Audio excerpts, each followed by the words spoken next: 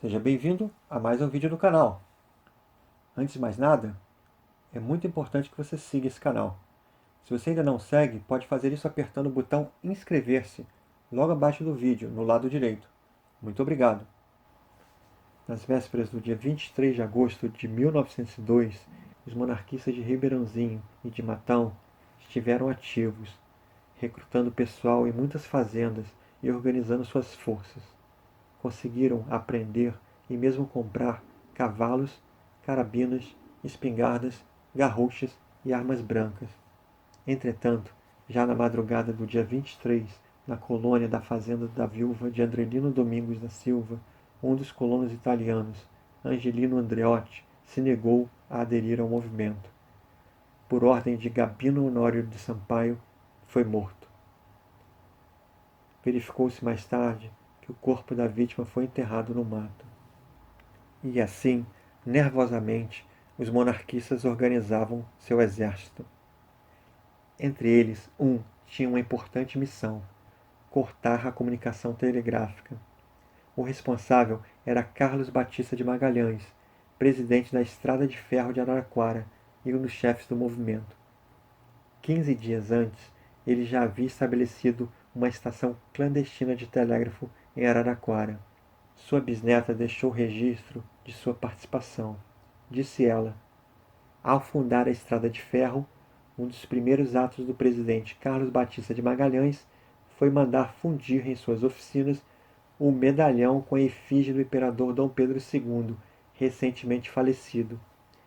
Carlos Batista de Magalhães, como capitalista e arregimentador de homens, sempre foi monarquista. Quando da República, induzido por seus amigos, ingressou no Partido Republicano Paulista, mas a saudade do Império não o deixava em paz, e acaba jogando a fortuna e o prestígio pessoal numa aventura impossível. Em 1902, eles não sabiam que isso seria impossível. Como os aparelhos de telégrafo ficavam nas estações, Carlos Batista de Magalhães reteria o quanto pudesse em Araraquara as mensagens que partiam de Ribeirãozinho, principalmente visando impedir que a chefia de polícia em São Paulo pudesse organizar uma resistência. Na capital paulista, os monarquistas descobriram que o movimento já havia sido comprometido. Um dos líderes da revolta, o Dr. Rafael Correia da Silva Sobrinho, enviou Barnabé da Costa Correia como mensageiro a Ribeirãozinho. Ele tinha como missão avisar seu irmão, um dos líderes locais, chamado Joaquim Mateus Correia, para suspender a deflagração do movimento, mas a notícia não chegou a tempo. Em Ribeirãozinho, o movimento não hesitou. Nas primeiras horas de sábado, dia 23 de agosto de 1902, reunidos à força ou por vontade própria, cerca de 2.000 homens, armados de carabinas, espingardas, foices, machados e outras armas, invadiram e tomaram a cidade. Ali proclamaram a independência de Ribeirãozinho, hasteando uma bandeira imperial que pertencia a Carlos Batista de Magalhães. Ocuparam então postos estratégicos da vila, como o edifício da Câmara Municipal, que era o mesmo da Prefeitura. Ali foi destituído o intendente e coronel da Guarda Nacional, Gustavo Augusto de Moraes, e foi empossada uma junta revolucionária, integrada por Joaquim Mateus Correia, Leonardo Botelho e João de Toledo Lara. Um grupo comandado por Tomás Sebastião de Mendonça tomou a estação ferroviária local, inaugurada há apenas um ano e meio antes. Lá declarou-se delegado de polícia do governo provisório. Os monarquistas, então, prenderam os funcionários da estação e se apoderaram do telégrafo. Em seguida, Joaquim Mateus iniciou com Carlos Leôncio de Magalhães, que então se achava na estação Santa Ernestina, uma troca de recados telegráficos, relativos à tomada de Matão. Em Matão, o líder da rebelião era o filho de Carlos Batista Magalhães, Carlos Leôncio de Magalhães. Esse era responsável por tomar a vila. Como era natural de Araraquara, conhecia bem aquele município. Ele administrava fazendas onde contava com um grande número de empregados. Seus aliados em Matão eram da família materna, os Freitas, sendo o mais conhecido Leão Pio de Freitas. Esse era seu tio por parte de mãe. Era um dos fundadores da cidade de Matão e havia sido recentemente eleito vereador por aquele município. ainda em sua segunda legislatura. Os aliados no caminho de Matão até Araraquara eram os irmãos Tertuliano e César Gonzaga. Eles reuniram o povo na fazenda de Santa Josefa e ordenaram que, devidamente armados, seguissem para a estação de Taqueri, atual Bueno de Andrada. Pelo que parece, os rebeldes matonenses armados ficaram aguardando ordens para tomar aquela cidade, mas preferiram ir direto para Araraquara. Inquirido por Joaquim Mateus de Ribeirãozinho se Carlos Leôncio havia tomado a cidade de Matão, esse respondeu que já seguia para Araraquara. Matão estava estrategicamente na rota dos monarquistas de Ribeirãozinho para tomarem Araraquara, mas os monarquistas de Matão decidiram não entrar em confronto com a municipalidade. Estabilizada a conquista de Ribeirãozinho, cerca de 400 homens armados entraram em um trem e partiram dali para a estação de Santa Ernestina. Depois passaram pela estação de Matão, sem parar. A vila assistiu o trem passando com pessoas armadas, sem entender exatamente o que estava acontecendo. Também consta que homens a cavalo com bandeiras do Império passaram pelas fazendas de Matão, até chegarem em Taquerê, a estação de trem mais próxima na época da vila de Araraquara. Lá se encontraram com as tropas vindas de Ribeirãozinho. Entretanto, receosas, essas não chegaram a prosseguir. Clandestinamente em Araraquara, Carlos Batista de Magalhães notou que as forças policiais da cidade se preparavam para defender a mesma. Ele interceptou 2 telegramas expedidos de Ribeirãozinho, um ao presidente do estado e outro ao chefe de polícia. Segundo o jornal de Araraquara, à vista da apreensão de ânimos que se apoderara da população e das graves notícias que circulavam em todos os pontos da cidade, o juiz de direito e demais autoridades e partidários da política dominante trataram de reunir elementos de defesa, a fim de garantirem a ordem pública. Enquanto isso, os monarquistas estavam em Taquerê. Enquanto aguardavam os reforços prometidos de outros pontos do estado, Carlos Batista de Magalhães interceptou um telegrama que chegara em Araraquara e transmitiu a seus aliados a informação que São Paulo enviara 400 soldados em um trem especial para reforçar as defesas da vila e atacar os insurgentes. Segundo o jornal da época, esses telegramas produziram extraordinário pânico nas fileiras dos revolucionários, que imediatamente debandaram, deixando a localidade em completa paz. Sem saber da debandada dos efetivos de Ribeirãozinho e de Matão, na vila de Espírito Santo do Pinhal, entretanto, a cidade, sobressaltada por um grande movimento, deu vivas à monarquia e morras à república, ao som do hino nacional. Um numeroso e compacto grupo de homens armados acampou nas ruas e tomou a cidade. Um violento discurso francamente monarquista foi proferido para uma multidão. Era a segunda cidade declarada monarquista. Na noite do dia 23 para 24 de agosto, os rebeldes foram para Mojimirim. Segundo um jornal da cidade, esta se preparou para a defesa. Notou-se movimento não usual nas ruas e na estação da estrada de ferro, observando certa agitação em pessoas suspeitas de terem relações com as diferentes localidades do estado que se achavam conflagradas. Por esse motivo, o delegado de polícia e muitas pessoas dedicadas ao governo se preparavam para resistir a qualquer movimento hostil às instituições republicanas, ou que simplesmente tivessem por fim perturbar a ordem pública. Segundo o plano, os grupos revolucionários armados e municiados vindos de Espírito Santo do Pinhal e da fazenda de José Alves Guedes, que era um dos organizadores das forças, deveriam invadir a cidade de Mojimirim, apoderando-se da mesma naquela noite. Essa tropa deveria destruir a ponte da estrada de ferro sobre o rio Camanducaia. Contudo, nem a cidade foi invadida, devido à organização da força pública na defesa da mesma, nem a ponte destruída, por ter sido guarnecida por um grupo de trabalhadores da Companhia Ferroviária Mogiana. Para conter o avanço em Espírito Santo do Pinhal, foi enviado um batalhão comandado pelo primeiro delegado auxiliar, José Roberto Leite Penteado. Como resultado dessas providências, os monarquistas daquela região foram dominados.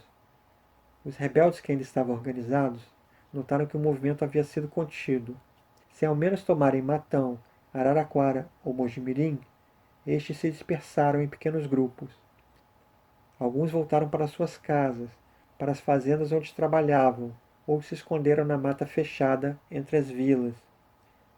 No domingo, dia 25 de agosto, ainda sem ter ciência do fracasso do movimento, o jornal O Correio da Manhã do Rio de Janeiro, abertamente contra o governo, publicou o Manifesto dos Monarquistas. Dizia seu primeiro parágrafo: Brasileiro, as armas, a nossa honra de povo livre, os nossos brios de povo independente, a nossa própria conservação reclamam de nós, nessa hora suprema de privações e ignomínias, toda a energia e todos os sacrifícios. E finalizava da seguinte forma: soldados brasileiros, cuja espada gloriosa sempre fulgiu brilhante na defesa nacional, não a deixeis na bainha agora que a pátria faz um supremo apelo ao vosso valor e patriotismo. Mocidade das escolas, civis e militares, vós que ainda conservais a pureza do amor pátrio, que enche os vossos corações, vinde altaneira e generosa, combater a tirania em nome da liberdade. Brasileiros, cumpri o vosso dever, as armas, viva o Brasil, viva a liberdade. Entretanto, já era tarde demais. É possível que o manifesto tivesse ainda animado alguns poucos, saudosos do tempo da monarquia, mas não o suficiente para que reunissem tropas como no noroeste de São Paulo. Felizmente, a única morte verificada foi a do colono italiano na madrugada da revolta. Não parece que era a intenção dos monarquistas um confronto que causasse muitas vítimas. Estes, verificando que o movimento foi apenas local, nem sequer chegaram a organizar uma reação às tropas da polícia. Sufocada a revolta, começou a caçada aos monarquistas. Muitos foram presos e outros fugiram. Estes foram perseguidos por ordem do chefe de polícia, José Carlos de Almeida. Segundo memórias da bisneta de Carlos Batista de Magalhães, soldados invadem a casa de vovó Donana, que tranquilamente em sua cadeira de balanço aguardava os acontecimentos. Ela nega-lhes informações sobre o paradeiro de seus parentes revoltosos. Entretanto, violências se verificaram. O jornal Estado de São Paulo, daquele mesmo dia, 25 de agosto, noticiou com boa precisão que graves distúrbios haviam ocorrido em Franca, Araras, Mogi-mirim, Araraquara, São Carlos do Pinhal, Casa Branca, Ribeirãozinho e Espírito Santo do Pinhal e em outras localidades. Ainda segundo o jornal, pessoa chegada ontem de Araraquara transmitiu-nos as notícias que correm naquela localidade a respeito de violências e arbitrariedades praticadas pela força que daqui partiu, a fim de debelar a pretensa revolução no interior. Entre outras muitas coisas, disse-nos essa pessoa correr ali que a fazenda do senhor Leão Pio de Freitas, em Matão, fora invadida pela escolta, que se apoderou violentamente de tudo quanto encontrou, nada respeitando. Isso depois de haver encarcerado o administrador ou alguém que suas vezes fazia. Por meio do terror e de ameaças, os invasores fizeram debandar todo o pessoal que encontraram na fazenda, inclusive a mãe e a cunhada do proprietário, as quais tiveram que fugir a pé para Matão, sendo que aquela é a senhora idosa e, portanto, digna de acatamento. A fazenda ficou assim entregue completamente aos invasores, que dela se apossaram como de terreno conquistado. O senhor Leão Pio de Freitas estava ausente na ocasião. Embora não nos houvessem garantido a veracidade dessas notícias, cumpre-nos, entretanto, torná-las públicas, porque nesse regime tudo é possível. O Jornal do Brasil, de 9 de setembro, e mais tarde o jornal República, do dia 18 de setembro, destacaram os nomes dos revoltosos cujos mandatos de prisão haviam sido expedidos. Em 25 de setembro, o Jornal do Brasil, do Rio de Janeiro, noticiou que o advogado e deputado Eugênio de Andrade Egas requeriu ao Supremo Tribunal Federal um habeas corpus a favor dos indiciados cabeças do movimento popular em São Paulo. Dizia o jornal: o tribunal se achava repleto de advogados, juízes e políticos de diversas matizes, ansiosos, aguardavam o julgamento do habeas corpus. O crime político é um crime sui generis, disse o orador. O político que age por fatos é ao contrário às ideias políticas dominantes.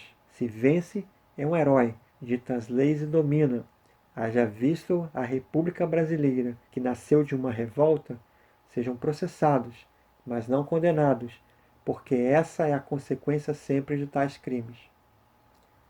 Em 19 de outubro, os jornais A Notícia, Gazeta de Notícias e o Jornal do Brasil, todos com sede no Rio de Janeiro, noticiaram que o Supremo Tribunal Federal concedeu ordem de habeas corpus impetrada pelo Dr. Eugênio Egas em favor de Carlos Leôncio de Magalhães. Este se apresentou ao Supremo Tribunal alguns dias depois. Em 8 de novembro, o jornal Estado de São Paulo publicou o despacho do juiz do caso, julgando improcedente a denúncia do procurador da República contra os monarquistas. A partir de então, a Procuradoria perdeu o ímpeto e o caso foi sendo lentamente analisado pelo Supremo Tribunal Federal. Terminava assim nos tribunais a revolta monarquista. A República prevalecera, e quem quisesse prosperar politicamente deveria a partir de então seguir suas regras. O processo tramitou até setembro de 1905, quando os acusados foram anistiados por proposta do senador Rui Barbosa, de grande prestígio na época. Com isso, muitos dos monarquistas receberam um aval para voltar para a política, e assim o fizeram. A República Brasileira seguiu então em frente, não sem outras contestações. Se você gostou desse vídeo, não esqueça de curti-lo. Se ainda não assinou o canal, não esqueça de fazê-lo. Muito obrigado. Até breve. Tchau.